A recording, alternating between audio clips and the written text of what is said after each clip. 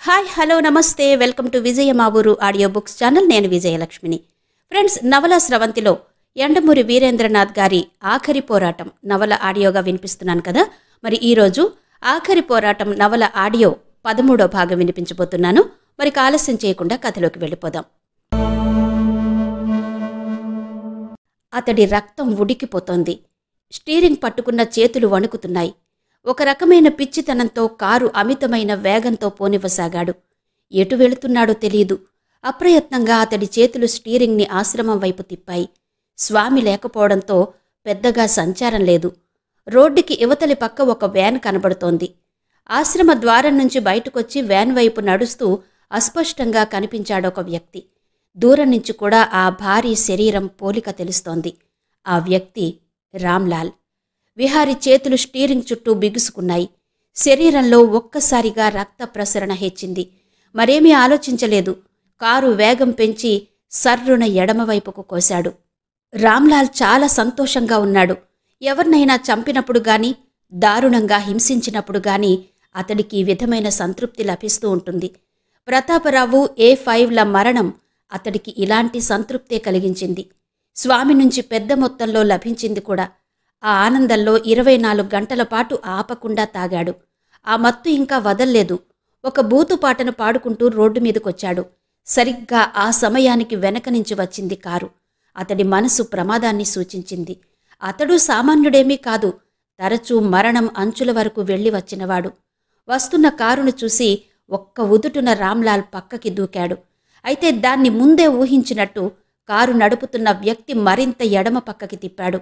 పక్కకి దూకిన రామ్లాల్ ఎవరిదో ఇంటి ప్రహారీ గోడకి కొట్టుకుని అదే వేగంతో ముందుకు తూలాడు. ఈ లోపులో ఫుట్పాత్ ఎక్కింది కారు. జేబులో నుంచి పిస్టల్ తీయడానికి చేసే ప్రయత్నం రామ్లాల్ వెల్లకిలా జారాడు. ఆ జారడంలో మోకాళ్ల వరకు రోడ్డు మీద, శరీర పైభాగం ఫుట్పాత్ మీద ఉండిపోయింది. మొహం పక్కకు తిప్పడానికి కూడా టైం లేనంత వేగంగా వచ్చింది కారు. అప్పుడు వేసిందతడికి మొదటిసారి భయం. స్టీరింగ్ దగ్గర విహారి కనబడ్డాడు. విహారీ! అతడు లేవబోయాడు. అదే సమయానికి కారు చక్రం అతని కాళ్ల మీదకు ఎక్కడం, అతడు కెవ్వున అరవడం ఒకేసారి జరిగాయి. రామ్లాల్ లేవడానికి ప్రయత్నించాడు. కాళ్లు సహకరించలేదు. దూరంగా వెళ్లిపోతున్న కారు కనిపించింది. జేబులో నుంచి పిస్టల్ తీసి ట్రిగ్గర్ నొక్కడానికి ప్రయత్నించాడు. మైకం కమ్ముతున్నట్టు అనిపించింది. తిమ్మిరెక్కిన కాళ్ల నుంచి బాధ తెలియడం మొదలైంది. అది ప్రారంభం. అలాగే వెనక్కి వాలిపోయాడు. మళ్లీ అతడికి స్పృహ వచ్చేసరికి ఆస్పత్రిలో ఉన్నాడు. చప్పున లేవబోయి శరీరం సహకరించకపోవడంతో అనుమానం వచ్చి కాళ్లవైపు చూసుకున్నాడు. 2 కాళ్ళు ట్రాక్షన్లో పెట్టి ఉన్నాయి. బ్యాండేజ్తో 2 తాడి చెట్లలా ఉన్నాయి. బోధకాళ్లు వచ్చినవాడిలా కనబడ్డాడు. పైన ఇనప రాడ్స్కి 2 తాళ్లతో కట్టబడి ఉన్నాయి కాళ్ళు. అంత భయంకరాకారుడు నిస్సహాయంగా పడి ఉన్నాడు. వరండాలో డాక్టర్లు మాట్లాడుకుంటున్నది వినిపించింది. ఆ 2 కాళ్ల ఎముకలు అతుక్కోవడానికి ఎంతకాలం పడుతుంది డాక్టర్? కేవలం ఎముకలు విరిగితే పర్వాలేదు, నరాలు కూడా తెగిపోయాయి. అంప్యూటేట్ చెయ్యాలి. My God! అంప్యూటేట్? 2 డాక్టర్లు మాట్లాడుకుంటూ వరండాలో నుంచి వెళ్ళిపోయారు. రామ్లాల్కి అర్థం కాలేదు. అంప్యూటేట్ అంటే? అతడు అడగడానికి ప్రయత్నించాడు. కాని ఎవరినడుగుతాడు? ఎవరూ లేరు. అది ప్రభుత్వాసుపత్రో ప్రైవేట్ నర్సింగ్ హోమో తెలియడం లేదు. మరో అరగంట వెయిట్ చేశాడు. ఎవరూ రాలేదు. దీన్ని బట్టి చూస్తే ప్రభుత్వాసుపత్రే అని అనిపిస్తోంది. కాని గది ఖరీదైందిగా తోస్తోంది. ప్రభుత్వాసుపత్రుల్లో అంత ఖరీదైన గదులుండవు. అతడి అనుమానం తీర్చడానిక అన్నట్టు సిస్టర్ లోపలికొచ్చింది. సిస్టర్, నేనెక్కడున్నాను అని అడిగాడు. అమెరికన్ ఆస్పత్రి. అదీ సంగతి అనుకున్నాడు రామ్లాల్. కాని అంతలోనే 1,00,000 అనుమానాలు. తనని ఇక్కడ ఎవరు చేర్పించారు? తనకిలా జరిగినట్టు, ఇక్కడ చేర్పించినట్టు తన వాళ్లకి తెలుసా? తెలిస్తే విహారిని ఈ పాటికి పైలోకానికి పంపించి ఉండరా? బహుశా తెలిసి ఉండదు ఈ సంగతి. తెలిసిన మరుక్షణం తను ఈ దేశపు అత్యంత ఖరీదైన ఆస్పత్రిలో ఉండేవాడు కదా. అలా లేడంటే ఇంకా తన వాళ్లకి సంగతి తెలిసి ఉండదు. అతడు జేబులు తడుముకున్నాడు. పిస్టల్ లేదు. కాళ్లకు బ్యాండేజ్ కడుతున్నప్పుడు తీసి ఉంటారు. అతడు కళ్ళు మూసుకున్నాడు. విహారి గుర్తొచ్చి కళ్లలో రక్తం పాకింది. అతడినెలా చంపాలా అని రకరకాల చిత్రవథల గురించి ఆలోచించాడు. అతడి గదిలో చప్పుడవడంతో కళ్ళు తెరిచాడు. నర్సు ఏదో సర్దుతోంది. అంప్యూటేట్ అంటే ఏంటి అని అడిగాడు. అంత నిశ్శబ్దంలో అతడి భయంకరమైన గొంతు హఠాత్తుగా వినబడడంతో నర్సు ఉలిక్కిపడింది. అతడు మళ్ళీ అడిగాడు. డాక్టర్ని పిలుస్తాను అంటూ వెళ్ళబోయింది. ఆగు, కర్కశంగా అన్నాడు. అంప్యూటేట్ అంటే ఏంటి? నర్సు భయపడుతూ ఏదో చెప్పబోతూ ఉండగా గుమ్మం దగ్గర అలికిడైంది. 10 మంది స్టూడెంట్స్ టీచర్తో కలిసి బిలబిలమంటూ లోపలికొచ్చారు. ఈరోజు అంతర్జాతీయ రోగుల దినం. పేషెంట్స్ని పరామర్శించడానికొచ్చాం. పిల్లలు, అంకుల్కి విషెస్ చెప్పండి అంది టీచర్ హడావిడిగా కళ్ళజోడు సర్దుకుంటూ. బెస్ట్ ఆఫ్ లక్ అంకుల్ ముక్త కంఠంతో అంటూ పూలు జల్లారు. మై గాడ్, అలా శవం మీద జల్లినట్టు జల్లకూడదు పిల్లలు, కాళ్ల దగ్గర జల్లాలి. ఇప్పుడు ఈ శవం గురించి, రోగుల గురించి వివరిస్తాను. అరటిపళ్ళు కుళ్ళిపోతే ఏం చేస్తారు? పారేస్తాం టీచర్. గుడ్. అలాగే కాళ్లకి రక్తాన్ని తీసుకెళ్లే నరాలు తెగిపోతే నరాలు కుళ్ళిపోతాయి. వాటిని వెంటనే తీసేయకపోతే ఆ విషం శరీరమంతా పాకుతుంది. అలా కుళ్ళిపోకముందే శరీర భాగాన్ని తీసేయడాన్ని అంప్యూటేట్ అంటారు. ఏమంటారు? అంప్యూటేట్. పిల్లలు కోరస్గా అరిచారు. ఆకాశం బద్దలైనట్టనిపించింది. రామ్లాల్ సన్నగా వణికాడు. కళ్ల ముందు పొరలు తొలగిపోతున్నట్టనిపించింది. అయితే వాటి వెనక నుంచి బయటపడిన యథార్థం శరీరాన్ని చల్లబరిచింది. అతడి కళ్ల ముందు భవిష్యత్తు భయంకరంగా కనబడింది. ఉట్టి ఎముకే విరిగిందో నరాలు కూడా తెగాయో ఎలా తెలుస్తుంది డాక్టర్? ఒక స్టూడెంట్ అడిగాడు. మన శరీరం మీద దెబ్బ తగిలితే అబ్బా అంటాం కదా, అంటే అక్కడ రక్తం బాగా ప్రవహిస్తుందన్నమాట. అందుకే దెబ్బ తెలుస్తుంది. రక్తం లేని చోట కొట్టినా స్పర్శ తెలీదు చెప్పింది టీచర్. రామ్లాల్ కాలి మీద విష్ణు సాచిపెట్టి కొట్టాడు. గది గోడలు కదిలేలా అరిచాడు రామ్లాల్. అదేంటి టీచర్ అలా అరుస్తున్నాడు? అంటే విరిగిన ఎముకకు పైన కొట్టావన్నమాట. కింద కొట్టి చూడు, అరవడు అంది టీచర్. వద్దు వద్దు అంటూ అరిచాడు రామ్లాల్. నర్సు వాళ్లని బలవంతంగా బయటకు తీసుకెళ్ళింది. గది ఒక్కసారిగా నిశ్శబ్దమైంది. నిశ్శబ్దంలో నుంచి ఒక సన్నటి స్వరం వినిపించింది. బలవంతమైన సర్పము చలిచీమల చేత చిక్కి చావదె సుమతి అన్న పద్యం విన్నావా రామ్లాల్? రామ్లాల్ అదిరిపడి తల తిప్పాడు. అప్పటి వరకు తలవైపునే కూర్చుని ఉన్న ప్రవల్లిక లేచి పక్కన మరో కుర్చీలో వచ్చి కూర్చుంది. ఒక్క క్షణం ఆగి తాపీగా చెప్పడం ప్రారంభించింది. నా దగ్గర నుంచి విహారి బయలుదేరిన విధానం చూస్తేనే నాకు అనుమానం వచ్చి అతడిని ఆపడానికి ప్రయత్నం చేశాను. కానీ అప్పటికే అతడు నీ మీద కారెక్కించేశాడు. అదృష్టవశాత్తు సాక్షులెవరూ లేరు. స్పృహ తప్పిన నిన్ను తీసుకొచ్చి ఆసుపత్రిలో జాయిన్ చేశాను. అప్పుడు తెలిసింది నీ కాళ్ళు 2 అంప్యూటేట్ చెయ్యక తప్పదని. దేవుడున్నాడు కదా అనుకున్నాను. నీకు దేవుడి మీద నమ్మకం ఉండి ఉండదులే, లేకపోతే ఇంత కిరాతకుడిగా ఎందుకు మారతావు? నీ కాళ్ళు పోవడం సంగతి తెలియగానే నేను అది కూడా అనుకున్నాను. నీకు ఈ విషయం డాక్టర్ల ద్వారా తెలియడం కన్నా మరింత నాటకీయంగా తెలియడం బావుంటుందని నేనే అంతర్జాతీయ రోగుల దినాన్ని ఏర్పాటు చేసి పిల్లల ద్వారా ఈ విషయం చెప్పించాను. ఆ పిల్లల్ని గుర్తుపట్టావా రామ్లాల్? వాళ్లలో ఒక ముక్కు పచ్చలారని వాడిని వాడి పుట్టినరోజు నాడు నిర్దాక్షిణ్యంగా కాల్చి చంపారు మీరు. తమ స్నేహితుడి మరణాన్ని ఆ పిల్లలందరూ జటాయువుల్లా నిలబడి చూశారు. ఈరోజు నేను చిన్న సైగ చేసి ఉంటే వాళ్ళు నిన్ను ఖండాలుగా నరికి ఉండేవారు. కాని నువ్వంత సులభంగా చావడానికి వీల్లేదు రామ్లాల్. నా తండ్రి కాళ్ళు నరికావు, నా అన్నా వదినల్ని చంపావు. నువ్వు కుళ్ళి చావాలి. ఒకప్పుడు నాకీ న్యాయ వ్యవస్థ మీద గొప్ప గౌరవం ఉండేది రామ్లాల్. ఉద్యోగం పోవడంతో అది పోయింది. నా మిత్రుడు విహారి చెప్పిన వాదనే కరెక్ట్ అనిపిస్తోంది. ఇప్పుడు చూడు, నీ కాళ్ళు విరిచేశాడు. ఏ సాక్ష్యమూ లేదు. నీ వాళ్లకు ఏం జరిగిందో తెలీదు. నువ్వెక్కడున్నావో తెలీదు. రేపు సాయంత్రం నీకు ఆపరేషన్ జరగబోతోంది. కాళ్ళు 2 తీసేస్తారు. ఆమె ఆగి నెమ్మదిగా పూర్తి చేసింది ఆ తరువాతది. ఎల్లుండి పొద్దున్న అనంతానంత స్వామికి ఫీలర్ పంపిస్తాను రామ్లాల్. నువ్వు రహస్యాలన్నీ మాకు చెప్పెయ్యదలుచుకున్నావని వెంటనే నీ గురించి వేట ప్రారంభమవుతుంది. చూద్దాం నిన్నెంతమంది పోలీసులు రక్షించగలరో.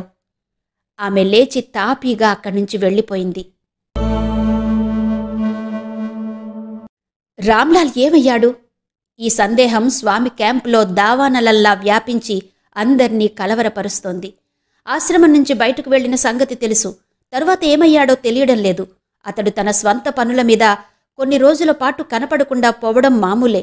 కాని స్వామి తలపెట్టిన కార్యక్రమం అతి దగ్గరగా ఉన్న ఈ సమయంలో అతడిలా మాయమవడం ఆశ్చర్యంగా ఉంది. స్వామి తాలూకా మనుష్యులు ఇలా కలవరపడుతున్న సమయానికి అక్కడ రామ్లాల్ పైకప్పుకేసి చూస్తూ ఆలోచిస్తున్నాడు. భవిష్యత్తు శూన్యంగా కనబడుతోంది. 2 కాళ్ళు లేకుండా తను ఇక స్వామికి ఏ విధంగానూ ఉపయోగపడలేడు.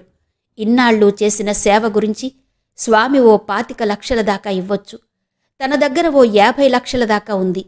శేష జీవితమంతా ఆ డబ్బుతో రిటైర్డ్ లైఫ్ గడపాలి. అంతలో అతడికి ప్రవల్లికన్న మాటలు గుర్తొచ్చాయి. ఎల్లుండి పొద్దున్న అనంతానంత స్వామికి ఫీలర్ పంపిస్తాను రామ్లాల్, నువ్వు మీ రహస్యాలన్నీ మాకు చెప్పేయదలుచుకున్నావని. స్వామి నమ్మడు. కాని తను వీలైనంత తొందరగా తన వాళ్లని చేరుకోవాలి. కనీసం తను ఇక్కడున్నాడన్న విషయం తన వాళ్లకు ముందు తెలియచెయ్యాలి. పోలీస్ కస్టడీలోకి వెళ్ళాక తప్పించుకోవడం కష్టం, ముఖ్యంగా కాళ్ళు లేకపోయాక. కాళ్ల సంగతి గుర్తురాగానే అతడి మనసుని తిరిగి శూన్యమావరించింది. ఒక్క అనుమానం మాత్రం తీరలేదు. ప్రవల్లిక డిపార్ట్మెంట్ నుంచి సస్పెండ్ అయిందని తెలుసు. ఇక్కడ తనని చేర్చింది ఆమె. మరి ఈ విషయం పోలీసులకు తెలియపరిచిందా? తెలియపరిస్తే ఈ పాటికి పోలీసులు దోమల్లా చుట్టుముట్టి ఉండాలి. బహుశా తెలియపరిచి ఉండదు. A5ని బంధించినట్టే తనని ప్రైవేటుగా బంధించి ఉంటుంది. ఇంకో కారణం కూడా ఉంది.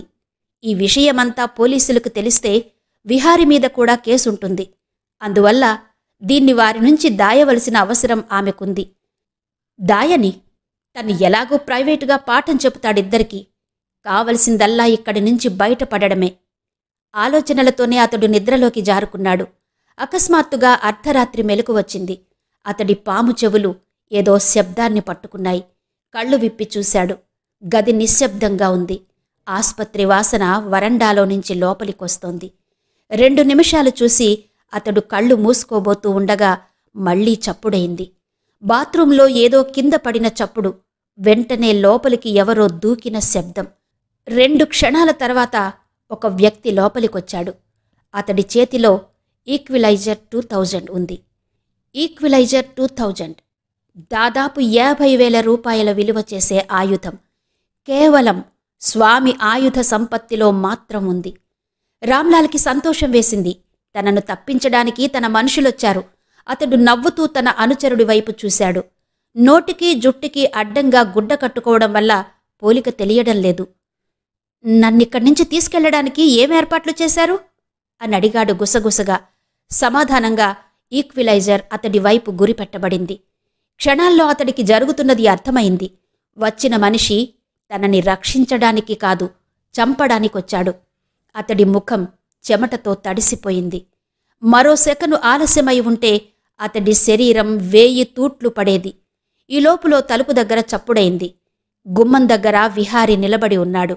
అతడి చేతిలో సైలెన్సర్ చప్పుడు చేయకుండా పేలింది. అవతలి వ్యక్తి చేతిలో ఈక్విలైజర్ క్రింద పడింది. మరోసారి పిస్తోలు పేలబోయే టైంలో ఆ వ్యక్తి చప్పున వచ్చిన వైపు పరిగెత్తాడు. బాత్రూం అవతల జీప్ స్టార్ట్ చేసిన శబ్దం వినిపించింది. అందులోకి ఎవరో దూకిన చప్పుడైంది. అంతా క్షణాల్లో జరిగిపోయింది. విహారి టాయిలెట్లోకి వెళ్లి చూసి వస్తూ, బాస్టర్డ్ తప్పించుకున్నాడు అన్నాడు. రామ్లాల్ అతడి వైపు కర్కశంగా చూశాడు. తనని అవిటివాడిని చేసిన మనిషతడు. అయితే విహారిలో ఈ రకపు శత్రుత్వమేమీ కనపడలేదు. కుర్చీ లాక్కుని దగ్గరగా కూర్చున్నాడు. నీ కాళ్ళు విరగ్గొట్టింది నేనే. క్షమించమని అడగను. నువ్వు మాకు చేసిన ద్రోహానికి దీనికి చెల్లు. ఇప్పుడు జరగవలసింది ఆలోచిద్దాం. నీ ఫ్యూచర్ ప్లాన్ చెప్పు అన్నాడు. నిన్ను చంపడం అన్నాడు రామ్లాల్. విహారి నవ్వాడు. నువ్వు మా దగ్గర ఇక్కడ ఈ ఆస్పత్రిలో ఉన్నావని ప్రవల్లిక స్వామికి తెలిసేలా చేసింది. దాని ఫలితమే ఇప్పుడు నీ మీద ఈ హత్యా ప్రయత్నం. విహారి ఆగి తిరిగి చెప్పడం ప్రారంభించాడు. నాకు ప్రవల్లికకి నీ విషయంలో భేదాభిప్రాయం వచ్చింది. తన కుటుంబానికి చేసిన అన్యాయానికి నీ మీద పగ తీర్చుకుంటున్నానని తను అంటున్నది. నీ ద్వారా స్వామి రహస్యాలు తెలుసుకోవాలని నా ఉద్దేశ్యం. నేను చచ్చినా చెప్పను. నీ స్వామి భక్తికి జోహార్లు. స్వామి మరో అనుచరుడు కూడా 4 రోజుల క్రితం ఇలాగే అన్నాడు. నా చేతిలో చచ్చాడు. ఇప్పుడు నువ్వు అంటున్నావు. ఇంకో కృష్ణలాల్ చేతిలోనో చస్తావు. 5 నిమిషాల క్రితం చావబోయావు కూడా. విహారి మాటలు పూర్తి కాకుండానే ప్రవల్లిక వచ్చింది. బయట జీపులోకి దూకిన వ్యక్తి దొరికిపోయాడు అంది. ఏంటటా వాడి ప్లాన్? అడిగాడు విహారి. రామ్లాల్ని చంపడం అంది ప్రవల్లిక. సిబిఐ చీఫ్ దగ్గర నేను మాట్లాడిన ప్రతి మాట స్వామికి తెలుస్తుంది. ఎలా తెలుస్తుందో అర్థం కాలేదు. ఎలా తెలుస్తుంది అనేది పట్టించుకోకుండా స్వామికి తెలియవలసిన మాట ఒకటన్నాను. రామ్లాల్ మనలో కలిసిపోయాడు, మనకి అప్రూవర్గా మారిపోయాడు అని. దాని ఫలితమే ఇది. నేనన్న మాటలు కూడా స్వామికి చేరు ఉంటాయి. ఫలితమే ఈ హత్యా ప్రయత్నం. వారి మాటలు శ్రోతలా వింటున్న రామ్లాల్కి జరిగింది అర్థమైంది. ప్రవల్లిక అబద్ధమాడిందన్న విషయం స్వామికి తెలీదు. నిజంగా తను వీళ్లలో చేరిపోయాడనుకుని తనను చంపడానికి మనిషిని పంపాడు. అతడి కళ్ళు ఎర్రబడ్డాయి. ఒక్కసారి ఇక్కడ్నుంచి బయటపడగలిగితే చాలు, తర్వాత వీరి సంగతి తేలుస్తాను. ఆ విషయమే పదే పదే అనుకున్నాడు. ఈ లోపులో డాక్టర్ దయానంద కృష్ణమూర్తి లోపలికొచ్చాడు. నర్స్ చెప్పింది. ఏం జరుగుతుంది ఇక్కడ గొడవ అన్నాడు. పేషెంట్ మీద హత్యా ప్రయత్నం జరిగింది డాక్టర్. మై గాడ్, ఎలా? కంగారుగా అడిగాడు డాక్టర్. విహారి జరిగిందంతా చెప్పాడు. కృష్ణమూర్తి ఆందోళనగా చూశాడు. ఆ ప్రయత్నం చేసిన వ్యక్తి దొరికాడన్నారుగా, వెంటనే పోలీసులకు ఫోన్ చేస్తాను. ఏడి అతడు? వద్దు డాక్టర్, అడ్డుపడ్డాడు విహారి. ఇతడినిక్కడి నుంచి మార్చి మరో సురక్షితమైన ప్రదేశంలో దాచాలి. పోలీసులకు తెలియబరిస్తే ఏముంది? మరు నిమిషం స్వామికి ఇతడెక్కడున్నాడో తెలిసిపోతుంది. మనుషుల్ని పంపి చంపించేస్తాడు అన్నాడు విహారి. అయినా న్యాయంగా అయితే? న్యాయం, కసిగా అన్నాడు విహారి. న్యాయం గురించి మాట్లాడుతున్నారా డాక్టర్ మీరు? మీ కొడుకుని చంపింది వీళ్ళు. ఇదిగో ఈ అమ్మాయి తండ్రిని చంపింది వీళ్ళు. వీళ్ళని ఏ న్యాయము ఇంతవరకు ఏం చెయ్యలేకపోయింది.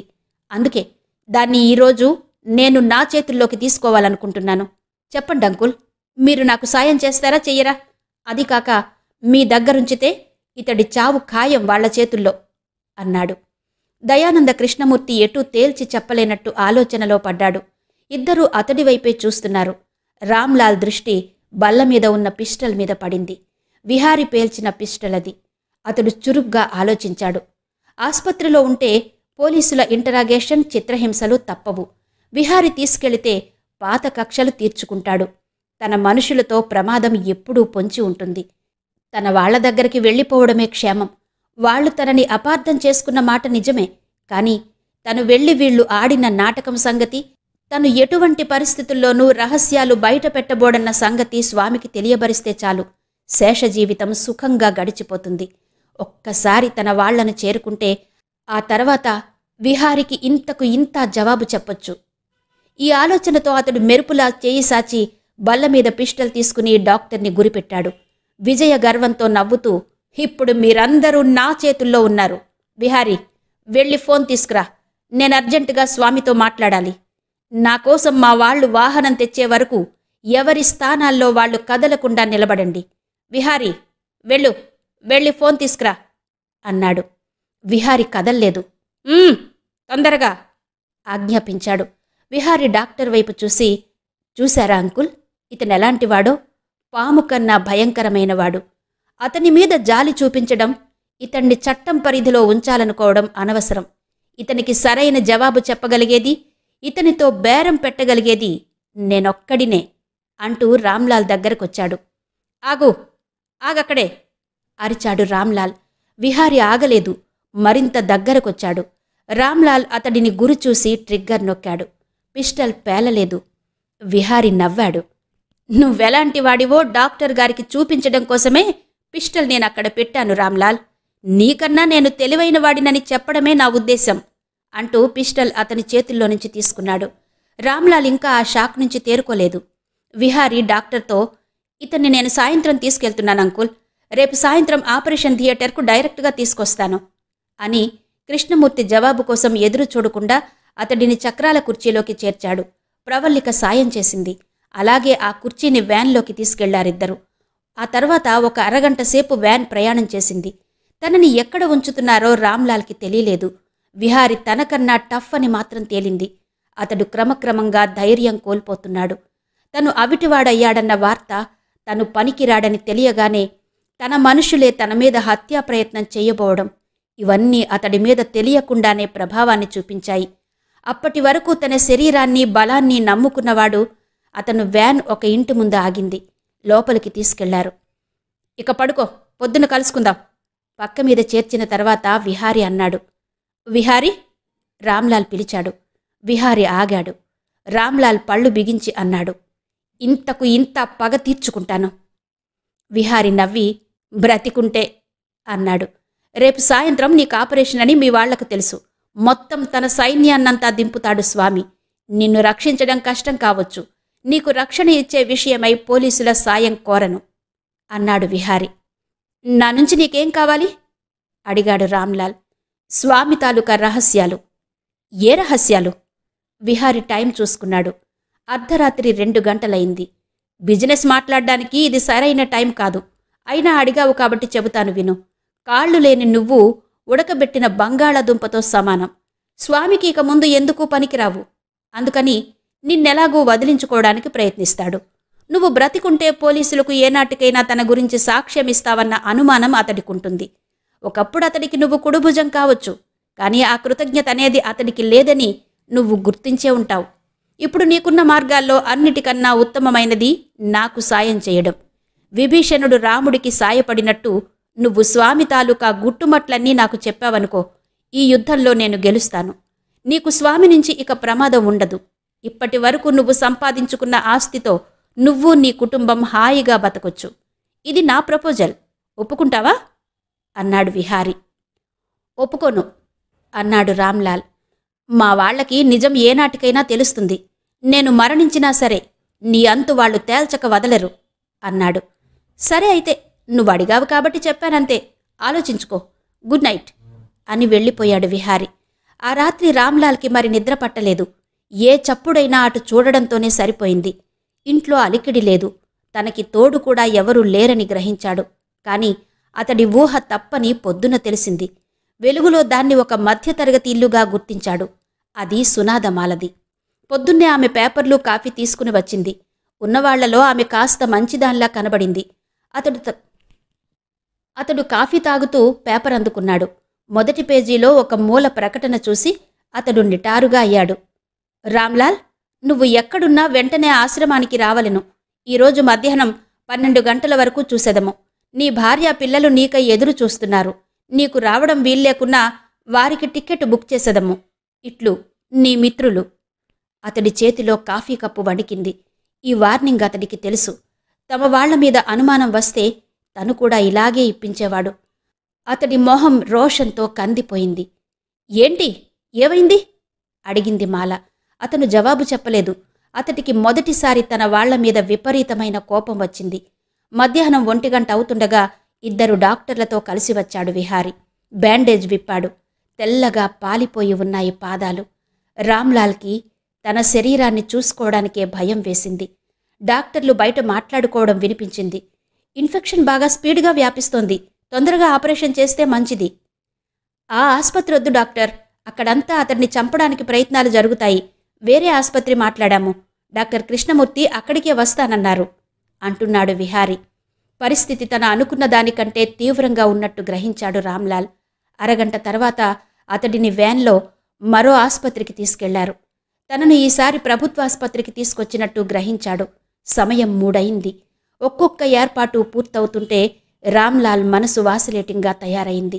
ఆపరేషన్ థియేటర్లోకి తీసుకెళ్లబోతుంటే విహారీ హడావిడిగా వచ్చాడు. అతడి మొహంలో టెన్షన్తో పాటు బాధ గోచరమవుతోంది. రామ్లాల్ మీద చెయ్యి వేసి ఐఎమ్ సారీ అన్నాడు. ఏంటి, ఏమైంది? విహారీ సమాధానం చెప్పలేదు. ఈ లోపులో ప్రవల్లిక లోపలికొచ్చింది. ఆమె మొహం పాలిపోయి ఉంది. అంతా చూస్తున్న రామ్లాల్కి అనుమానం హెచ్చి, ఏంటి, ఏమైంది, చెప్పండి అని అరిచాడు. కంట్రోల్ యువర్ సెల్ఫ్ అంటూ భుజం తట్టి విహారీ డాక్టర్తో ఏదో మాట్లాడాడు. ఆపరేషన్ థియేటర్కి తీసుకెళ్లడానికి బదులు స్ట్రెచర్ని జనరల్ వార్డు గుండా బయటకు తీసుకొచ్చారు. పొడవాటి వరండా. ఎక్కడికి తీసుకెళ్తున్నారు నన్ను అరిచాడు. స్ట్రెచర్ ఒక గది ముందు ఆగింది. దాన్ని చూసి ఆశ్చర్యపడ్డాడు. మార్చురీ. అతడేదో అనబోతూ ఉంటే లోపల నుంచి బాయ్ తలుపు తెరిచాడు. స్ట్రెచర్ శవాలుండే గదిలోకి వెళ్ళింది. తల తిప్పి చూసిన రామ్లాల్ వికృతంగా కేక పెట్టాడు. గదిలో ఉండే మృత కళేబరాన్ని కూడా కదిలించేలా ఉందా కేక. మార్చురీ టేబుల్ మీద వరుసగా 3 శవాలున్నాయి. అతని భార్య, 2 కొడుకులు.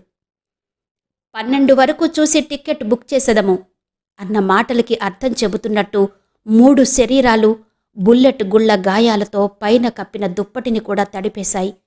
స్ట్రెచర్ మీద నుంచి లేవబోతున్న రామ్లాల్ని బలవంతంగా నొక్కిపట్టాడు విహారి. ప్లీజ్ ఎగ్జైట్ అవ్వకు అంటూ ఆ శవాల దగ్గరికి తీసుకెళ్లాడు. రామ్లాల్ ఆకులా కదిలిపోతున్నాడు. అతడికి భార్యా పిల్లలంటే వల్లమాలిన ప్రేమ. కుర్రవాడి క్రికెట్ కోసం కరెంట్ ఆఫీసునే బాంబులతో కూల్చేసినవాడతడు. అంతటి నరరూప రాక్షసుడు, కిరాతకుడు అంతకుముందు ఎందరో అమాయకుల్ని ఇంతకన్నా దారుణంగా చంపినవాడు. విషయం తన వరకు వచ్చేసరికి ఆనకట్ట బద్దలైనట్టు కంపిస్తున్నాడు. లేవడానికి కాళ్ళు లేవు. పక్కనుంచే వాళ్లను చూశాడు. నిర్జీవ ప్రతిమల్లా ఉన్నాయి శవాలు. భోరున మీద పడి ఏడవడానికి కూడా వీల్లేకుండా కాళ్లకి కట్లు. ఇంతకాలం చూపించిన భక్తికి, స్వామి ఎడల విధేయతకి ప్రతిఫలంగా దొరికిన బహుమతులు. అతడు హిస్టీరిక్గా మారడం చూసి డాక్టర్లు అతడిని అక్కడి నుంచి బలవంతంగా బయటకు తీసుకొచ్చారు. ఇంత అప్సెట్ అవుతాడనుకోలేదు. ఆపరేషన్ మరో 2 రోజులు వాయిదా వేస్తే మంచిదేమో అంటున్నాడు డాక్టర్. విహారి రామ్లాల్ మీద చెయ్యి వేసి, ఐఎమ్ సారీ, మనిద్దరికీ మధ్య శత్రుత్వం ఉన్నమాట నిజమే, కానీ మన పోరాటంలో అనవసరంగా ఈ అమాయకులు బలవుతారనుకోలేదు. ఆ దుర్మార్గుడు, ఆ స్వామి, వాడంతు తేలుస్తాను అన్నాడు రామ్లాల్. నువ్వక్కర్లేదు, నేనే తేలుస్తాను. ఈ నిస్సహాయ స్థితిలో నువ్వేమీ చెయ్యలేవు రామ్లాల్. నేను నీకు ముందు నుంచి చెబుతూనే వస్తున్నాను. నేను నిన్ను వదిలిన మరుక్షణం ప్రమాదమని. ఇక నీ వాళ్లకి ఏ విధంగానూ పనికిరావు. నువ్వు బ్రతకాలంటే స్వామిని నిర్వీర్యం చేయడం తప్ప మరో మార్గం లేదు. స్వామి గురించి నీకు తెలిసిందంతా చెప్పు, మిగతాది నేను చూసుకుంటాను అన్నాడు విహారి. ఏం చెప్పాలి అన్నాడు రామ్లాల్. అతడి కంఠం నూతిలో నుంచి వచ్చినట్టుగా ఉంది. ఒకప్పటి పొగరు, బింకం, ధైర్యం లేవిప్పుడు. సర్వశక్తులు ఉడిగినవాడిలా ఉన్నాడు. జపాన్ నుంచి వచ్చే ఓడకు అనంతానంత స్వామికి ఏంటి సంబంధం అడిగాడు విహారి. మధ్యలో గోల్డెన్ ఐలాండ్ దగ్గర ఆయుధాలు షిప్లోకి చేర్చబడతాయి. విజయదశమి రోజున దాదాపు 20 లక్షల మంది భక్తులకి స్వామి ఉపన్యాసం ఇవ్వబోతున్నాడు. ఆ ఉపన్యాసాన్ని పరమేశ్వరం తయారు చేస్తున్నాడు. మతము, చట్టము, ప్రస్తుత చట్టం ద్వారా ఒక మతస్థులకు జరుగుతున్న అన్యాయం ఆ ఉపన్యాసంలో వివరంగా చెప్పబోతున్నాడు. అన్నీ సత్యాలే, కానీ ఆ ఉపన్యాసం వింటే మనకింత అన్యాయం జరుగుతుందా అని ఎవరికైనా అనిపించేలా, రెచ్చగొట్టేలా ఉంటుందది. ఆ ఉపన్యాసం క్యాసెట్లు దేశమంతా ఉచితంగా పంచుతారు. 2 కోట్ల రూపాయలు దానికోసం ఖర్చు పెడతారు. ప్రభుత్వం కూడా దీన్నేమీ చెయ్యలేదు. ఆ తర్వాతే అసలు గొడవ మొదలవుతుంది అన్నాడు రామ్లాల్. ఏం జరుగుతుంది అడిగాడు విహారి. దేవాలయాల్లోకి కొబ్బరికాయల్లాంటి బాంబులు స్మగుల్ చేయబడతాయి. ఆ పేలుళ్లతో మతకల్లోలాలు ప్రారంభమవుతాయి. అదే సమయానికి ఒక గాడ్జెట్ ఢిల్లీలో పేలుతుంది. కొన్ని దేశాల నాయకులు మరణిస్తారు. కేవలం ఆయా దేశాల జోక్యం కోసమే ఇది జరుగుతుంది. ఈ లోపులో దేశంలో సెక్యులరిజం పోయి అరాచకత్వం మొదలవుతుంది. స్వామి అత్యున్నత పీఠం అధిష్ఠించి తానే నిర్దేశకుడిగా ప్రకటించగానే పక్క దేశాలు అతన్ని గుర్తిస్తాయి. ఒక అగ్రరాజ్యం క్షణాల మీద తన సేనని పంపుతుంది చెప్తున్నాడు రామ్లాల్. ఒక సిబిఐ ఆఫీసర్గా ప్రవల్లిక ఎన్నో కేసుల్ని చూసింది. డబ్బు కోసం, అధికారం కోసం ఎన్నో ఎత్తులు వేసిన వారిని, మోసం చేసిన వారిని చూసింది. కాని ఈరోజు రామ్లాల్ చెబుతున్నది వింటుంటే ఆమె శరీరం జలధరించింది. ఆమె స్వామి మీద రిపోర్టు తయారు చేసిన మాట నిజమే, కాని ప్రమాదం ఇంత దగ్గర్లో ఉందని ఊహించలేదు. ఈరోజు విహారి ఈ పని చేయకపోయి ఉంటే చాప కింద నీరులా ప్రమాదం దేశమంతా వ్యాపించి ఉండేది. ఆమె మెదడు పాదరసం కన్నా వేగంగా ఆలోచిస్తుంది. ఈ కొద్ది సమయంలో స్వామినెలా ఎదుర్కోవడం? ఆయుధాలు తీసుకొస్తున్న ఓడని బంధించవచ్చు. దానివల్ల స్వామికేమీ నష్టం జరగదు. అంతకన్నా భయంకరమైన ఆయుధం స్వామి చేతుల్లో ఉంది. దాని పేరు మతం. అతడి ఉపన్యాసాన్ని గాని, అతడి పనులను గాని ప్రభుత్వం ఏ విధంగానూ ఎదుర్కోలేదు. కొన్ని కోట్ల మంది ప్రజల సున్నితమైన సెంటిమెంట్ని రెచ్చగొట్టేలా ఆ ఉపన్యాసాన్ని పరమేశ్వరం తయారు చేస్తాడనడంలో సందేహం లేదు. ఒక మత ప్రవక్తని అరెస్టు చేసే ధైర్యం ప్రభుత్వానికి లేదు. విహారి మాటలకి ఆమె ఈ లోకంలోకొచ్చింది. నువ్వు చెప్పిందంతా సాక్ష్యాధారాలతో ధృవీకరించగలవా రామ్లాల్? విహారి అడుగుతున్నాడు. నా దగ్గర సాక్ష్యాలేమీ లేవు. నాకు తెలిసిన ఇంకొక విషయమేంటంటే, ఎవరైనా పరీక్షకు వస్తున్నారంటే క్షణాల్లో ఆ దీవి పరిస్థితిని మార్చేసే ఏర్పాట్లక్కడున్నాయి. అక్కడ కూడా సాక్ష్యాలేవీ దొరకవు అన్నాడు రామ్లాల్. ఈ స్వామి గురించి సాక్ష్యాలెవరివ్వగలరు? పరమేశ్వరం ఇవ్వగలడు. ఇంకా సూర్యారావు ఇవ్వగలడు. నువ్వొక సాయం చేస్తే, ఒక అబద్ధం చెప్తే సూర్యారావు మనలో కలిసిపోతాడు. ఏం చెప్పాలి అన్నది ప్రవల్లిక చెబుతుంది. నేను వెళ్ళి అతనితో ఫోన్ చేయిస్తాను. అతను కూడా ఈ ఆస్పత్రిలోనే ఉన్నాడు. ఈ ఆస్పత్రిలోనా? అవును, అతనికి గుండెపోటొచ్చింది. నీ అంత ధైర్యమైనవాడు కాదనుకుంటాను. పదవి పోయేసరికి తట్టుకోలేకపోయాడు అంటూ విహారి అక్కడ్నుంచి కదలిపోయాడు. విహారీ పిలిచాడు రామ్లాల్. విహారి ఆగి ఏమిటన్నట్టు చూశాడు. ఆ స్వామిని నేను నా స్వహస్తాలతో చంపాలి అన్నాడు రామ్లాల్. విహారి నవ్వి, ఆ పని కోసం ఇప్పటికే 2 కాచుకుని ఉన్నాం. క్యూలో నువ్వు 3వ వాడివి. సూర్యారావు కూడా తోడైతే 4వ వాడు అనేసి బయటకొచ్చాడు. సూర్యారావుకి స్పృహ వచ్చి నెమ్మదిగా కళ్ళు విప్పాడు. గది నిశ్శబ్దంగా ఉంది. ఎక్కడున్నాడో తెలియక కదులుతుంటే గుండెల దగ్గర వైరు తగిలింది. అదిరిపడ్డాడు. పక్కనే కార్డియోగ్రాఫ్లో చుక్క పైకి కిందికి కదులుతూ గుండె కొట్టుకోవడాన్ని సూచిస్తుంది. తనెక్కడున్నాడో తెలిసింది. అతడికి స్పృహ రావడం చూసి నర్సు లోపలికొచ్చింది. తను ఎంతకాలం నుంచి ఇలా ఉన్నానని అడిగాడు. ఆమె చెప్పిన విషయాలు అతన్ని భయకంపితుణ్ణి చేశాయి. 2 రోజుల క్రితం హార్ట్అటాక్ వచ్చింది. డాక్టర్లు 24 గంటల పాటు కష్టపడ్డారు. అదృష్టం బావుంది. ఇది దాదాపు పునర్జన్మ. అయినా ఇక ముందు చాలా జాగ్రత్తగా ఉండాలి. ఏమాత్రం ఒత్తిడి కలిగినా ప్రమాదమే. శేష జీవితం కేవలం బ్రతకడం కోసమే తప్ప ఆనందం కోసం కాదు. తనకిలా ఎందుకు జరిగిందో సూర్యారావుకు తెలుసు. ఒకవైపు మంత్రి పదవి పోవడం, మరోవైపు అరెస్ట్ అయ్యి పరువు పోవడం. దానికి కారణం మీ అనంతానంత స్వామి అన్నాడు విహారి. ఇప్పుడే విషయమంతా కనుక్కున్నాను. మీరు ఒప్పందం మీద సంతకం పెట్టడం ఒకరోజు ఆలస్యం చేసేసరికి స్వామి అగ్గి మీద గుగ్గిలమయ్యేవాడట. తనెంత పవర్ఫుల్ మనిషో, కావాలనుకుంటే ఏం చెయ్యగలడో తెలియచెప్పడం కోసం ఒక అమ్మాయిని పంపి మీ ప్రతిష్ఠ మంటగలిపాడు అన్నాడు విహారి. నిజమా? అన్నాడు సూర్యారావు. అవును, నాకప్పుడే అనుమానం వచ్చింది. మీ కూతుర్ని నేను పంపేసిన తర్వాత ఈ బ్లాక్మెయిలర్ ఎవరా అనుకున్నాను. అదీకాక 5-10 వేల కోసం కిడ్నాప్ చేయడమేంటని కూడా అనుకున్నాను. మరుసటి రోజు పేపర్లో చదివాను మీ పదవి పోవడం, గుండెపోటు రావడం. ఈ సంగతులన్నీ. స్వామే ఇదంతా చేశాడని నీకెలా నిశ్చయంగా తెలుసు? అడిగాడు సూర్యారావు. రామ్లాల్ చెప్పాడు. సూర్యారావు అదిరిపడ్డట్టు కార్డియోగ్రాఫ్ సూచించింది. రామ్లాల్ నీకెలా తెలుసు అని అడిగాడు. అతడు కూడా ఇదే ఆస్పత్రిలో ఉన్నాడు. పాపం, అతడికి కూడా చాలా ఘోరమైన అన్యాయం జరిగింది. అతడి నోటి వెంటే వినండి అంటూ ఫోన్ చేశాడు. దాదాపు 10 నిమిషాలిద్దరూ ఫోన్లో మాట్లాడుకున్నారు. అంతసేపు విహారి నిశ్శబ్దంగా ఉన్నాడు. సూర్యారావు ఫోన్ పెట్టేస్తూ, ఈ స్వామికి తన మీద తనకు నమ్మకం ఎక్కువైపోయింది అన్నాడు. విహారి జవాబు చెప్పలేదు. మళ్ళీ తనే, నేనంటే ఎక్కువ రాజకీయం చూసుకునేవాడిని. రామ్లాల్ అలా కాదు, నమ్మిన బంటులా పనిచేశాడు. అటువంటి వాడి ఫ్యామిలీని మొత్తం చంపేశాడంటే వాడు స్వామి కాదు, యముడు అన్నాడు సూర్యారావు. అటువంటి యముడు కొద్ది రోజుల్లో ఈ దేశపు నియంత కాబోతున్నాడు. మీరతడి దగ్గర తిరిగి మంత్రైనా మేం ఆశ్చర్యపోం అన్నాడు విహారి. ఆత్మాభిమానం ఉన్నవాడెవడూ అలా చెయ్యడు. ఆ స్వామి దగ్గర నేను చాలా సంవత్సరాలు పనిచేశాను. వాడి కింద పనిచేయడం కష్టం అన్నాడు సూర్యారావు. విహారికి అర్థం కాలేదు. ఆత్మాభిమానం ఉన్నవాడు పనిచేయడం కష్టం అంటాడు, తాను చేశానంటాడు. ఈ రాజకీయాలు తనకర్థం కావు. ఆ విషయం ఒప్పుకున్నట్టు, స్వామి ఆటలు సాగనివ్వకుండా మనమేం చెయ్యగలం అడిగాడు. ఏమైనా చెయ్యగలం. కుర్రవాడివి, నీకు రాజకీయం గురించి అంతగా తెలీదు. ఒక గొడవొచ్చి విడిపోయాక అప్పటి వరకు కలిసి పనిచేసిన వారిమీద బురద జల్లడాన్ని రాజకీయం అంటారు. చిన్న సంతకం పెట్టడం ఒక్కరోజు ఆలస్యమైందని ఒకదాన్ని పంపి నా మంత్రి పదవిని పోగొడతాడా? రేప్ కేసు బనాయించి నన్ను అరెస్ట్ చేయిస్తాడా? ఈ ఎదవకు రూపాయి నోట్లతో అభిషేకం చేయించిన కృతజ్ఞత కూడా లేదు. తీసుకురా విలేకరులను. అరగంటలో 60 ప్రశ్నలు తయారు చేసి వదులుతా అన్నాడు ఆవేశంగా. అయితే విహారి అక్కడ్నుంచి కదల్లేదు. మీ మీ రాజకీయాలకు నా పాదాభివందనం. దేశం ఎందుకు మట్టి కొట్టుకుపోతుందో ఇప్పుడు అర్థమైంది. అయితే సమస్య మీరు అనుకున్నంత చిన్నది కాదు. 2 రోజుల్లో ప్రళయం ప్రారంభం కాబోతుంది. మనకిప్పుడు కావలసింది వాదోపవాదాలు, ప్రశ్నలు జవాబులు ఇవి కావు. స్వామి అసలు స్వరూపమైన తిరుగులేని సాక్ష్యాలు కావాలి అన్నాడు విహారి.